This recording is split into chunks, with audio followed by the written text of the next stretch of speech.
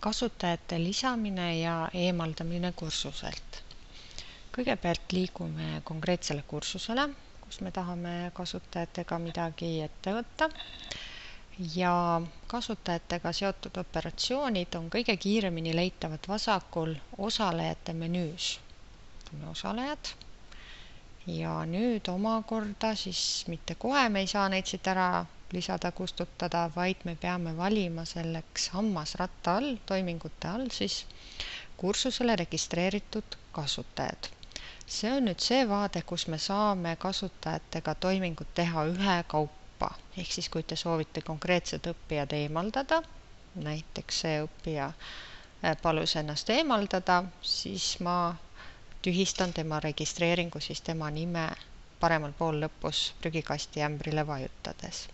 Õppijad ise teatavasti ei saa ennast kursustelt eemaldada, et selleks on vaja kas õpetaja õppejõu abi või siis administraatori abi. Samas kohas saate kursusele kasutajaid ka juurde lisada käsitsi. Selleks on nupp registreeri kasutajaid kursusele.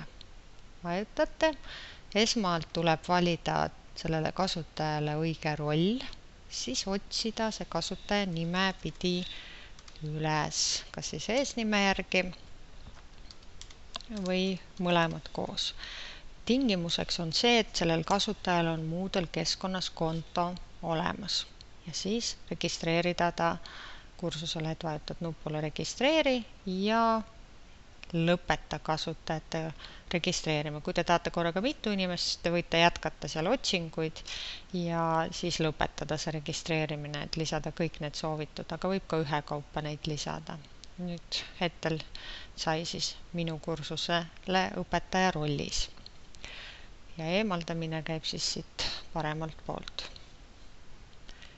Nii, nüüd samast kohast, kus olid siis osalejad, eks, hammasratta menüü alt saame me valida ka, kuidas sellele kursusele üldse saab registreeruda. Kursusele registreerumise viisid on siin järgmine valik. Siin viiside alla näeme me võimalusi, kuidas saab selle kursusega liituda. Esimene neist on siis käsitsi registreerimine, mis on alati aktiivne. Selle meetodi abil lisatakse ka õpetajaid kursusele. Ja seda seetõttu ei tohiks väga muuta ega ka kustutada, sest sellega koos kustutada te tavaliselt ka iseennast kursuselt maha. Et järgmine on külalisjuurdepääs, see on vaikimisi kinni keeratud, ei ole aktiivne. Külalisjuurdepääs on vajalik selleks, kui te tahate näidata oma kursust väljapoole, ehk siis kui te tahate lingi abil jagada oma kursust, saadate linki, keegi teine tuleb vaatab, saab kursusele kohe ilma sisse logimata sisse minna, aga ta ei saa sealt midagi postitada, midagi muuta, lihtsalt vaadata, mis teil kursusel on. Selline lihtsam variant. Ja ise registreerumine on siis õppijatele mõeldud meetod. Kui see meetod on aktiivne, ehk siis silm on lahti, siis õppijad saavad sellele kursusele ise registreeruda ilma paroolita, siis vaikimisi. Kui te soovite seda kursust kaitsta parooliga, et võõrad ei pääseks, siis selle ise registreerumise kõrval paremal pool on hammasratta ikoon, muuda. Sellele klõpsates avaneb meil nüüd selle ise registreerumise meetodi sätete leht. Ja sellest 4. rida on siis parooli määramise koht. Klõpsake siis siin, kus on teil see link ja sisestage kursuse parool. Kui te soovite vaadata, see on ainult teile nähtav, mis parool teil siin on, siis saate silmale korraks ka klõpsata. Nii ja kui parool on sisestatud, tuleb teil lihtsalt salvestada. Siis see rakendub ise registreerumisele.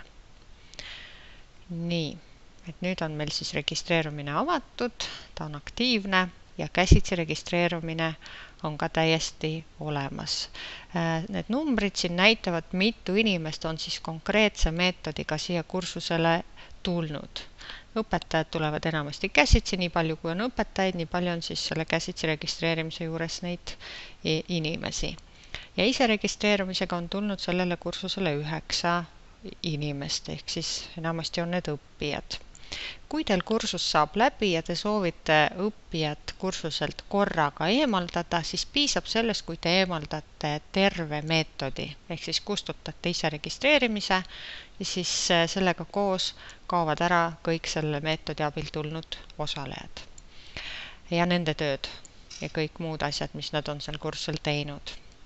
Ja kui te tahate uuesti avada ise registreerimist teistele õppijatele, siis lisameetod menüüst võtate uue ise registreerumise ja see tekib nüüd siia alla, et nüüd saavad uued õppijad tulla ja vanad on eemaldatud.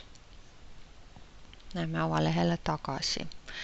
Et rohkem toimingut kasutajatega ei olegi meil tavaliselt vaja teha, et tuletame meelde, et need näeb siis osalejate menüüs. Ja siin omakorda hammasratta all ka rühmasid saate te luua siit samast.